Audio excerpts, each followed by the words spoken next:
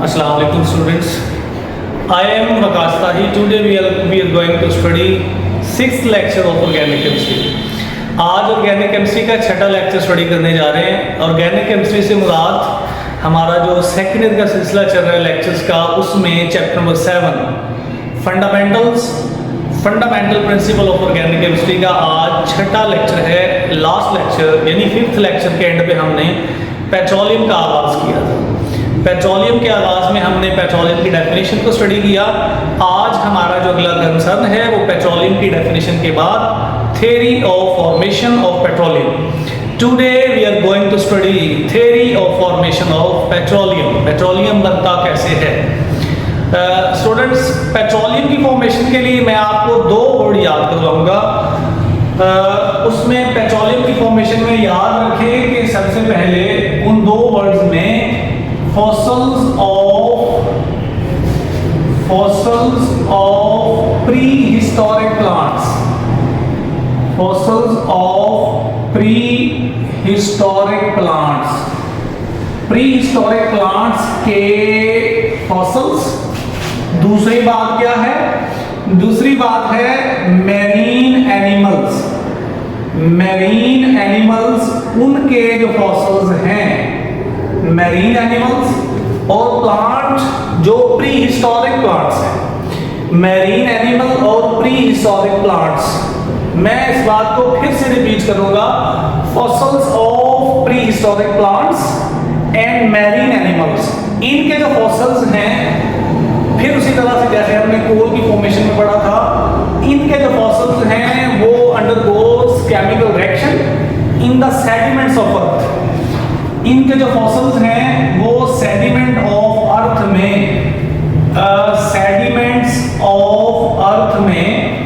यानी जमीन की तहों के नीचे अंडरगोज केमिकल रिएक्शंस, और केमिकल रिएक्शन होने के बाद ये जो fossils of pre historic plants हैं और fossils of marine animals they converge into petroleum. मैंने कहा ना, पेट्रोलियम जो है उसकी कंपोजिशन, पेट्रोलियम का जो कलर है वो प्लेस टू प्लेस चेंज होता है। फिर पेट्रोलियम के अंदर जो इसका ऑफेंसिव ऑर्डर है वो due to presence of sulphur. अब आगे चले तो next one is the fractional distillation. बहुत खूबसूरत टर्म है फ्रैक्शनल डिस्टिलेशन।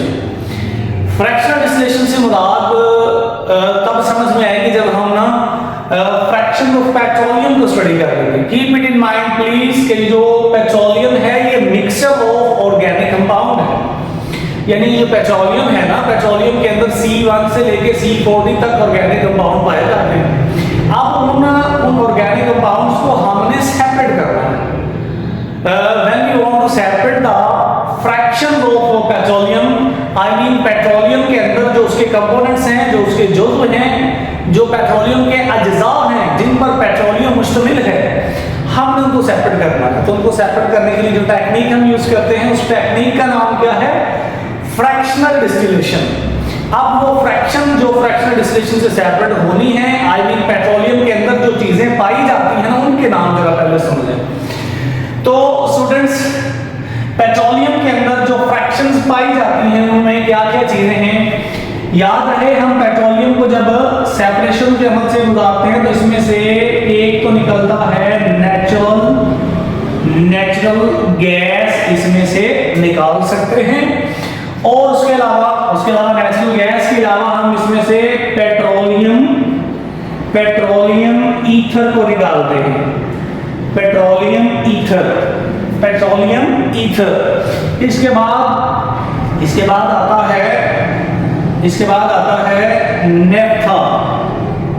इसके बाद आता है नेफ्था, जो कि third one fraction of petroleum है। नेफ्था के बाद आ गया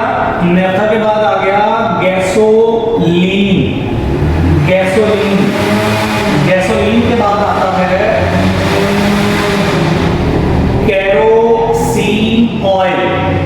केरोसिन ऑयल, और इसको हीट करें तो इसमें से निकलेगा गैस ऑयल। पेट्रोलियम से फ्रैक्शन निकलेगी गैस ऑयल। गैस ऑयल के बाद जो फ्रैक्शन आती है गैस ऑयल के बाद एक फ्रैक्शन है, उसको हम कहते हैं ग्रीसेस। और उसके अलावा जो है कुछ ऑयल्स निकलते हैं जिनको हम फ्रिक्शंस कम करने के लिए लुब्रिकेंट के तौर पे इस्तेमाल करते हैं। उनको लुब्रिकेटिंग ऑयल कहा जाता है, जिसको अपने अल्फाज में कॉमनली उनको मोबाइलाइट कहा जाता है, जो गाड़ियों के पुर्जा जात के अंदर इंजन के अंदर डाला जाता है, ताकि पुर्जों में गाड़ी के जो इंजन के पार्ट्स हैं उनमें फ्रिक्शंस ना हो। और उसके बाद एक एंड प्रोडक्ट निकलती है जिसको ना असफाल्ट कहा जाता है। ये जो असफाल्ट है, असफाल्ट का एक और नाम है, असफाल्ट को पेट्रोलियम कोक कहा जाता है। इसको पेट्रोलियम का एंड प्रोडक्ट भी इसको कहा जाता है। इसमें चार एक बातें बहुत अहम हैं। जैसा कि मैंने कहा गैसोलीन, तो गैसोलीन को अपने अल्फाज में पेट्रोल कहा जाता है। ये जो पेट्रोल गाड़ियों में यूज होता है, इसको केमिस्ट्री की जुबान में गैसोलीन कहते हैं। बेटा जी कैरोसिन ऑयल, इसको मिट्टी का तेल कहा जाता है, मिट्टी का तेल। और उसके बाद ये जो गैस ऑयल है, इसको उर्फे आम में गैस ऑयल को कहा जाता है डीजल। उर्फे आम में गैस ऑयल को कॉमनली डीजल कहा जाता है। अब ये जो सारी फ्रैक्शंस हैं पेट्रोलियम की, इनको हमने सेपरेट करना होता है। मतलब हमने पेट्रोलियम में से नेचुरल गैस को अलग करना है, पेट्रोलियम ईथर को अलग करना है, और इसके अलावा ये जो तमाम फ्रैक्शंस हैं, हमने इन फ्रैक्शन को सेपरेट करना है। तो उसके लिए हमने जो टेक्निक इस्तेमाल करनी है वो है फ्रैक्शनल डिस्टिलेशन। एक पॉइंट बड़ा माइंड में रखें, ये जो पेट्रोलियम है ये लिक्विड स्टेट पे है। पेट्रोलियम का जो स्टैंडर्ड स्टेट है वो लिक्विड है। अगर ये लिक्विड है तो हम इसको हीट करेंगे तो कुछ चीजें इसमें से बॉयल होकर सेपरेट होंगी, बॉयल होकर सेपरेट होंगी। फिर जिसका बॉइलिंग पॉइंट आएगा वो बॉयल होकर सेपरेट हो जाएगी, फिर जिसका बॉइलिंग पॉइंट आएगा तो वो बॉयल होकर सेपरेट हो जाएगी। इसका मतलब क्या हुआ? इसका मतलब वेरी सिंपल कि हमने जो सेपरेशन की है वो on the basis of difference of boiling points की है। तो ऐसी सेपरेशन जो बॉइलिंग पॉइंट के फर्क की बुनियाद पे की जाए, that is called fractional distillation. मैं ये कहूंगा कि separation of a mixture, separation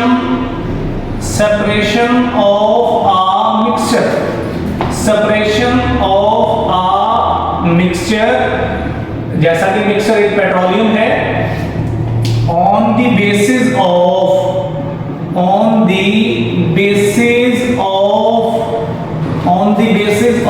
difference of फर्क की बुनियाद पर, डिफरेंस ऑफ बॉइलिंग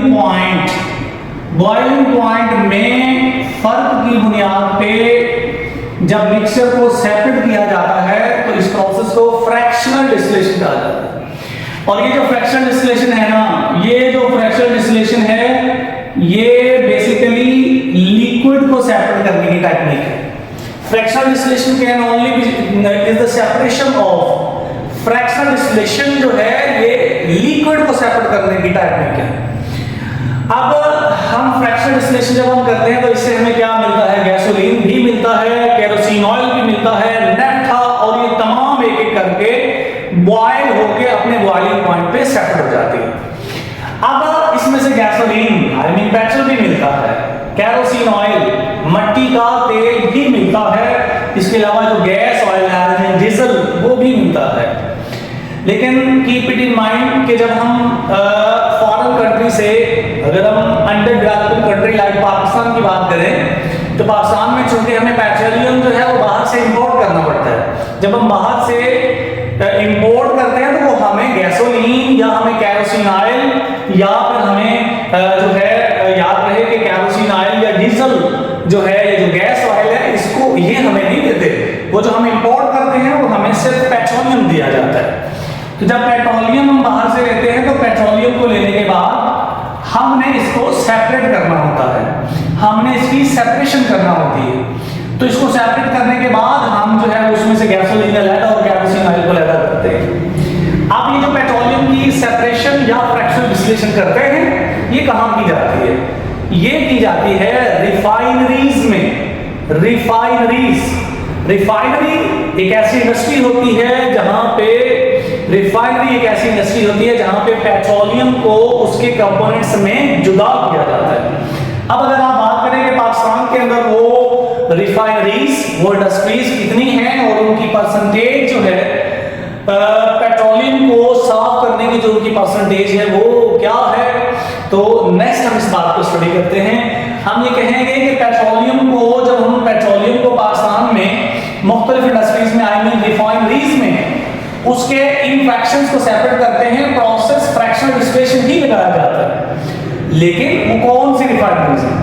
तो याद रहे कि पाकिस्तान के अंदर ये जो रिफाइनरीज हैं, पाकिस्तान के अंदर जो मैं ये तो इस साइड को यूज करके यहाँ पे फ्रैक्शनल डिस्टिलेशन का प्रोसेस पाकिस्तान में जहां पे किया जा रहा है, अगर आप कह लें इन पाकिस्तान, तो पाकिस्तान में 4 तरह की रिफाइनरीज काम कर रही हैं। यानी आप कह लें कि 4 टाइप्स या 4 रिफाइनरीज जो हैं वो पाकिस्तान में पेट्रोलियम को साफ करने का काम कर रही हैं। अब इन रिफाइनरीज के नाम क्या हैं? 2 ऑयल रिफाइनरीज, इनको हम कहते हैं ऑयल रिफाइनरीज। 2 ऑयल रिफाइनरीज जो हैं वो कराची में काम कर रही हैं। 2 ऑयल रिफाइनरीज कराची में काम कर रही हैं और उनकी oil refining capacity, oil I mean petroleum को रिफाइन करने की जो कैपेसिटी है, ऑयल रिफाइनिंग कैपेसिटी वो 2.13 मिलियन टन है। 2.13 मिलियन टन है। इसके बाद एक पाक अरब ऑयल रिफाइनरी है।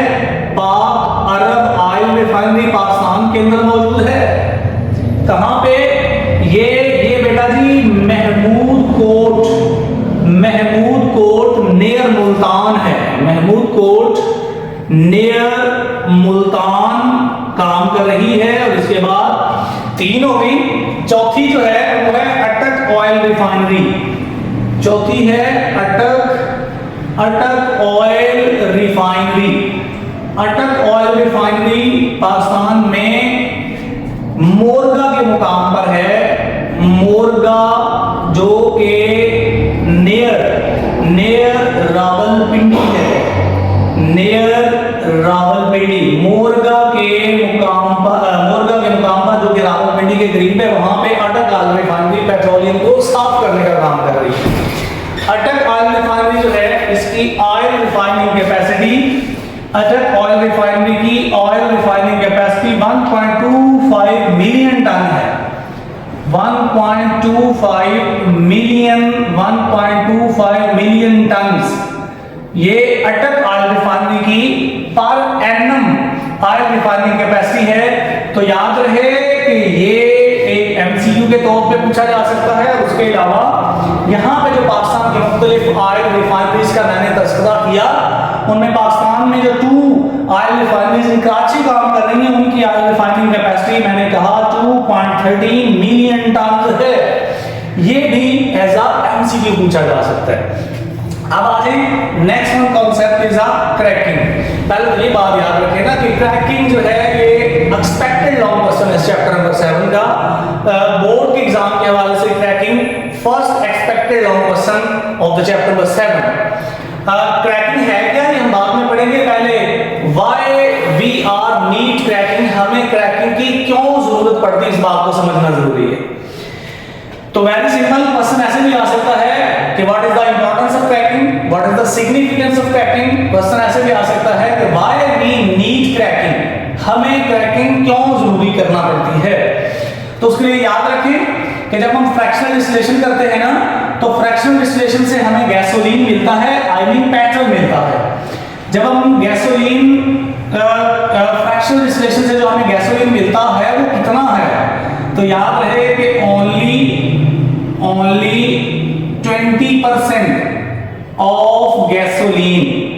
गैसोलीन का जो हमें गैसोलीन मिल रहा है, जो हमें गैसोलीन मिलता है वो कितना है, सिर्फ 20% है। जस्ट 20% गैसोलीन जो है वो हम फ्रैक्शनल डिस्टिलेशन से हासिल करते हैं।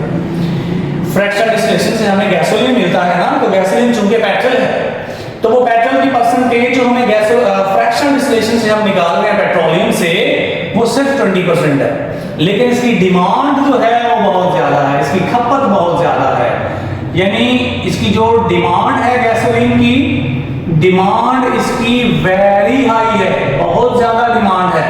तो इसका मतलब क्या हुआ, इसका मतलब ये हुआ कि फ्रैक्शनल डिस्टिलेशन से जो हमें गैसोलीन की कंसंट्रेशन मिलती है वो हमारी तमाम तर जरूरियात को या हमारी जो डिमांड है पाकिस्तान में उसको कंपनसेट करने के लिए एनफ काफी नहीं है।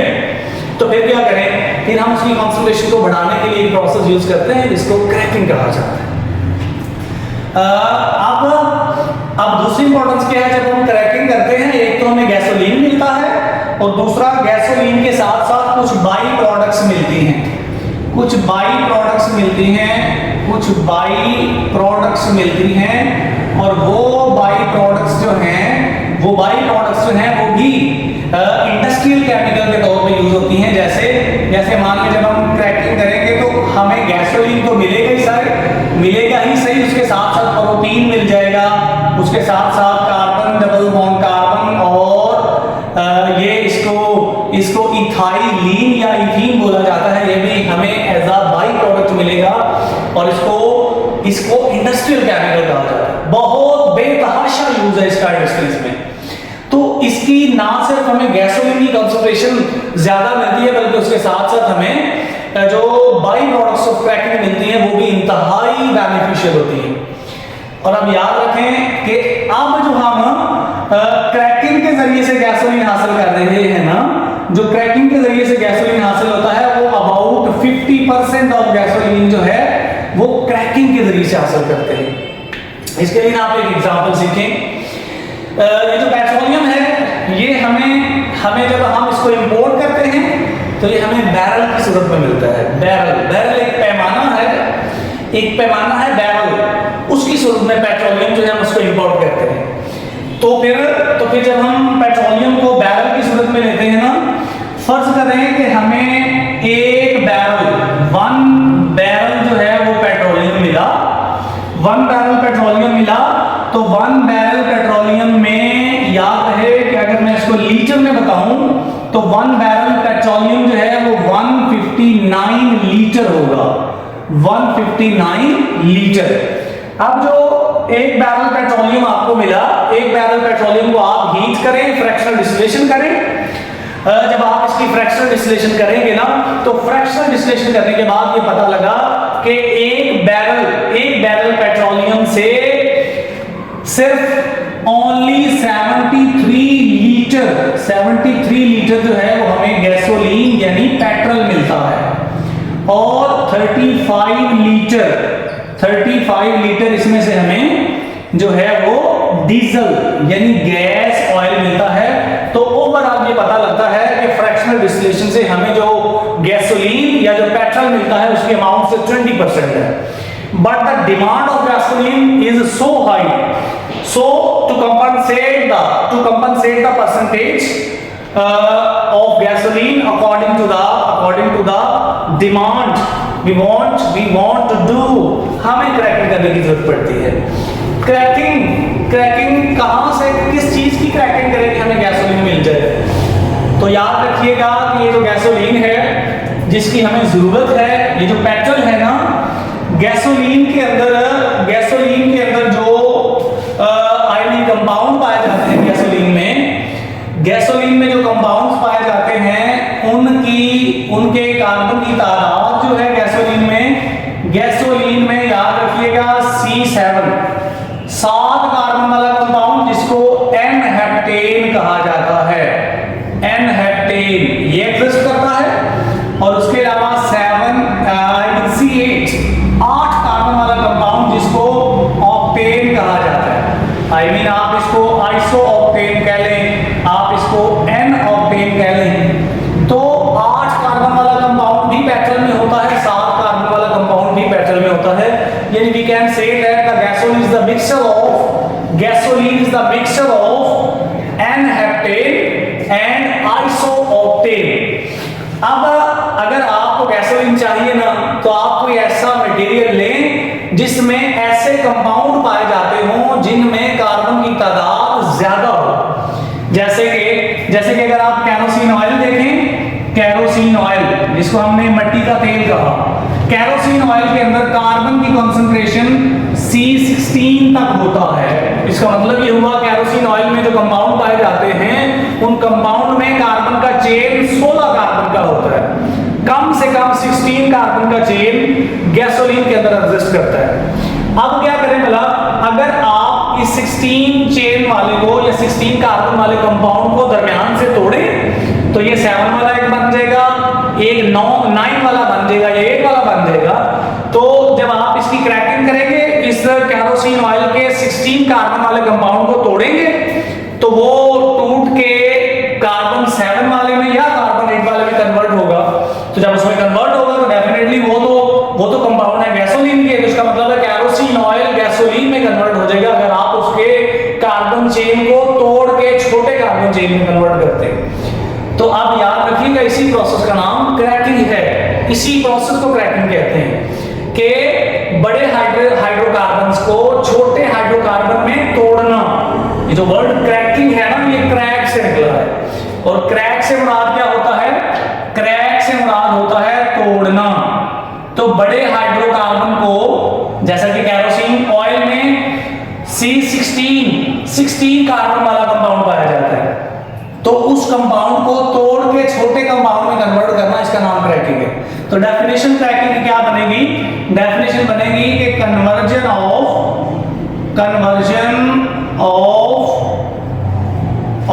Higher hydrocarbons